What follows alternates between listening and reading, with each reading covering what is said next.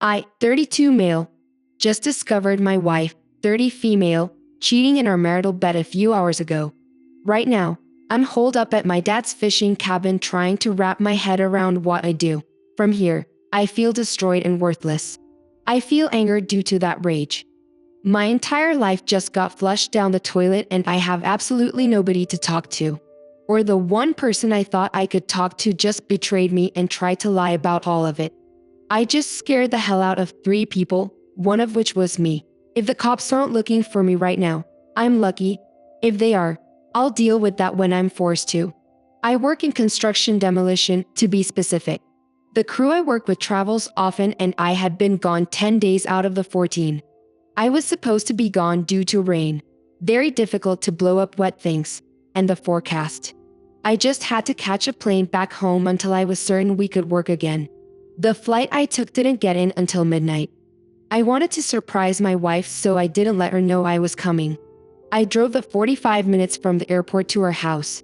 8 years ago, my wife found some beautiful acreage far from any other homes through her job in real estate. 2 years later, I was finished building our house, which we have loved ever since.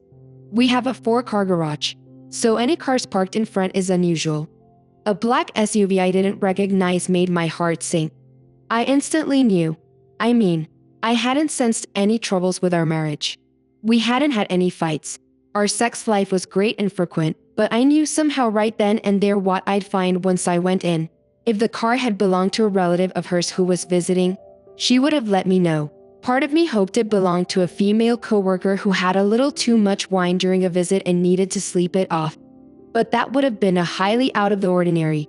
I sat outside the house for at least 15 minutes thinking things through, but I parked my car about 6 inches from the driver's side of the SUV, which was parked beside a retaining wall. Whomever it belonged to wouldn't be entering their car to leave without my say or breaking out a front or back window. I cut off my car and entered through the back door via the deck. I have a concealed carry weapon permit for a gun I had put on my holster before getting into my car at the airport and driving home. I wasn't afraid for my life, but I was afraid of losing my temper and taking the life of someone else. Walking into my house, everything was quiet. At first, I didn't think anyone was home, but with a finished meal for 2 on the table and a sink full of dishes, I knew something was up. I calmly walked down the hall to her bedroom and slowly turned the knob. I pushed the door open but didn't hear any commotion or movement at all. The room was pitch black, dark.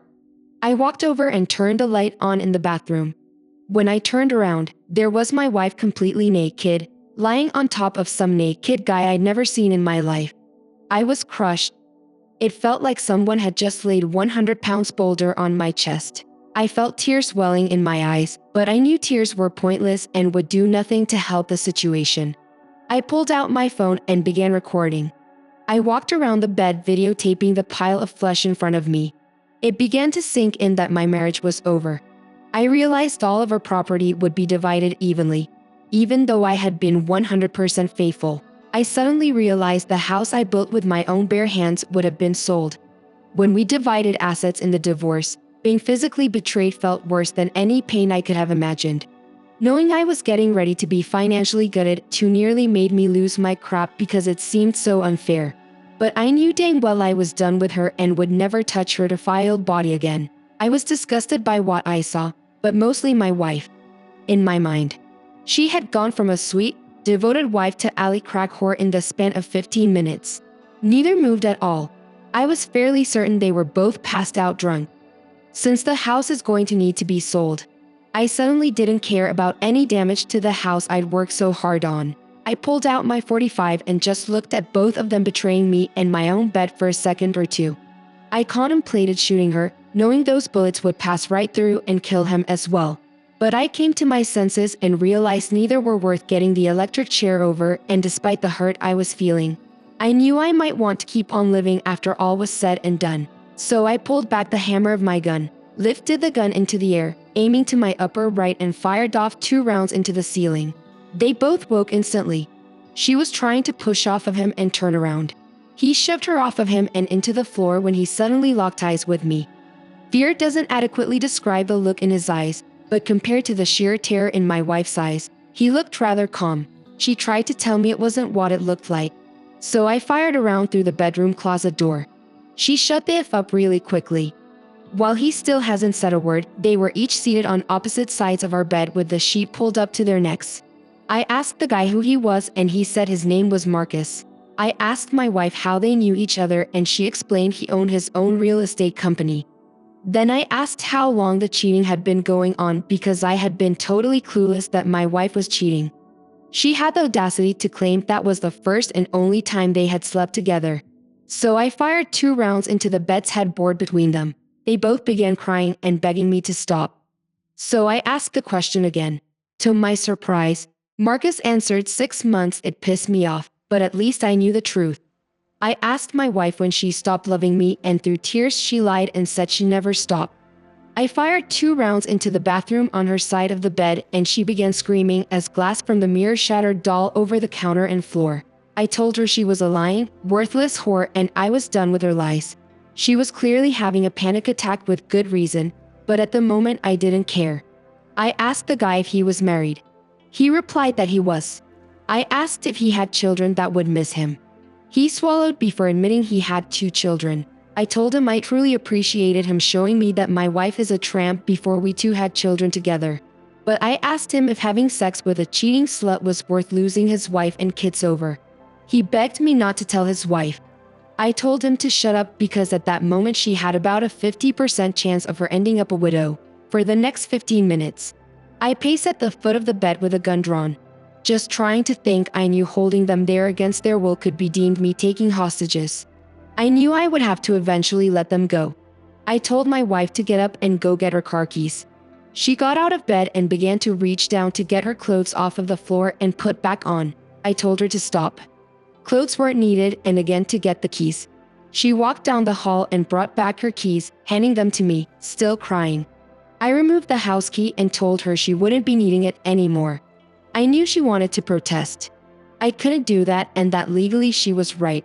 But a 45 tends to make debating legality moot. I then told Marcus to stand, get his keys and wallet out of his pants and to follow me. I led him outside toward his car where I punched him in the face repeatedly until his nose and mouth were bleeding after I moved my car so he could get into his SUV. I went back, picked up his keys, told Marcus to stand up. I explained he could go home right then and there to confess everything to his wife or should hear from me within 48 hours.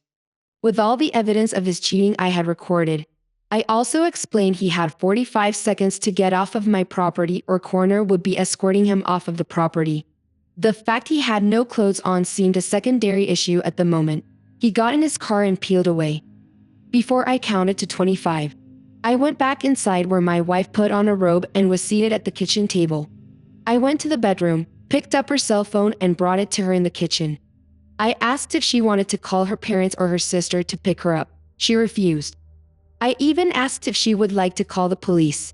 I think she anticipated us discussing things to clear the air, so she said no. So we had to try and explain. But I stopped her yapping and told her we were done forever. As far as I was concerned, I explained our home was no longer her home and she needed to get in a car and drive anywhere. That wasn't our house, I explained.